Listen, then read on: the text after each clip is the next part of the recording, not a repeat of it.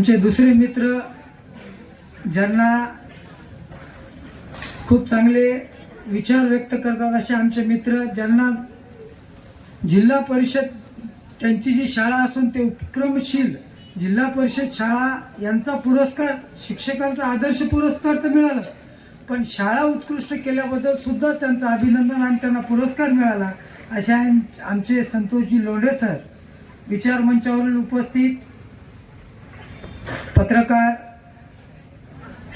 मुळे उत्कृष्ट पत्रकारितेसाठी या ठिकाणी सन्मान केला असे आमचे सर्व विचार मंचाची माफी पहिल्या प्रथम यासाठी मागतो, हे सगळे आमचे प्राध्यापक मंडळी, यामध्ये बारशे सर असतील, राठोड सर असतील, कदम सर असतील, कल्याणकर मॅडम असतील, गाडे सर असतील, मेत्रे सर असतील, खुळे सर असतील, मेटकर मॅडम असतील, चिमणाजी बारशे सर असतील आणि जे विचार मंचावर आहेत खुर्दामोजे सर आहेत, हे सगळे जे आहेत, या सगळ्यांना माळीमध्ये गुंफून ज्यांनी हा परिवार वाढवला, ज्याला आम्ही ज्ञानसाधना परिवार म्हणतो, ज्यांनी वाढवला असे आमचे स्वातीताई कल्याणकर आणि नंदकिशोर कल्याणकर सर यांचं टाळ्या वाजून आपण स्वागत करायला पाहिजे.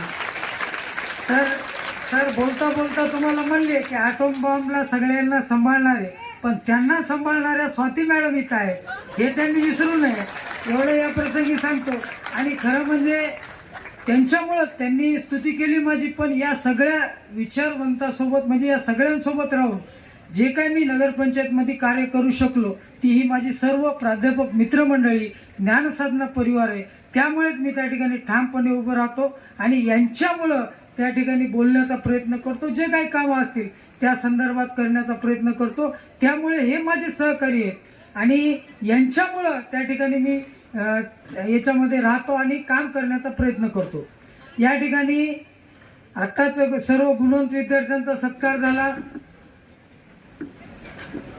खरं म्हणजे मी आताच नगराध्यक्ष साहेबाला बोलत होतो की एवढे मुलं सांभाळणं म्हणजे सर मला वाटलं बा, कारण त्यावेळेस ज्यावेळेस परिस्थिती होती, मी सुद्धा ट्युशन घेतलो, शिकवलो, पण त्यावेळेसची परिस्थिती आणि आताची परिस्थिती याच्यामध्ये थोडासा फरक आहे.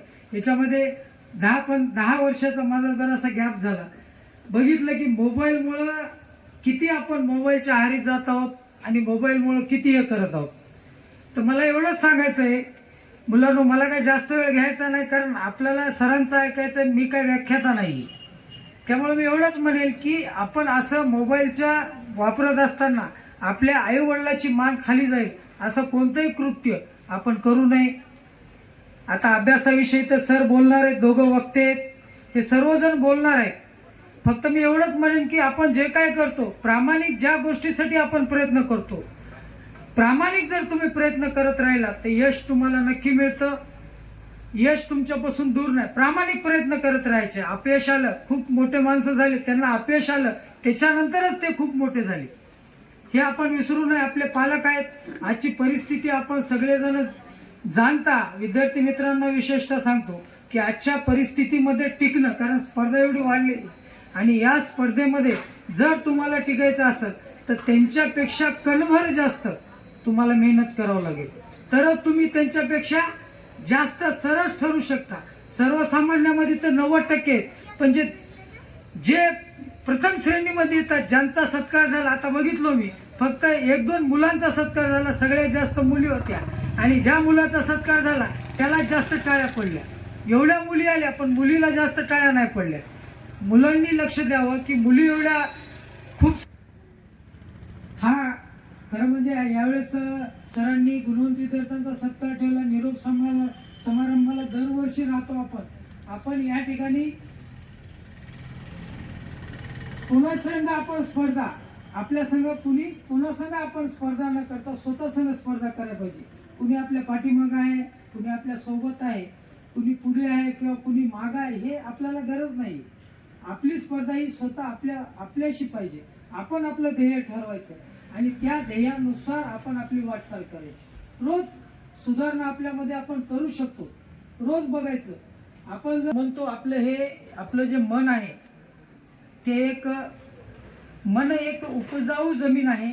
यहाँ क्रोध के बीज डालोगे तो नफरत उगेगी और प्रेम के बीज डालोगे तो शांति मयेगी. मी एवढंच या प्रसंगी सांगेल की एवढी अशांतता या जगामध्ये पसरत आहे, आपल्याला त्याच्यामधून पॉझिटिव्ह काढायचं आहे.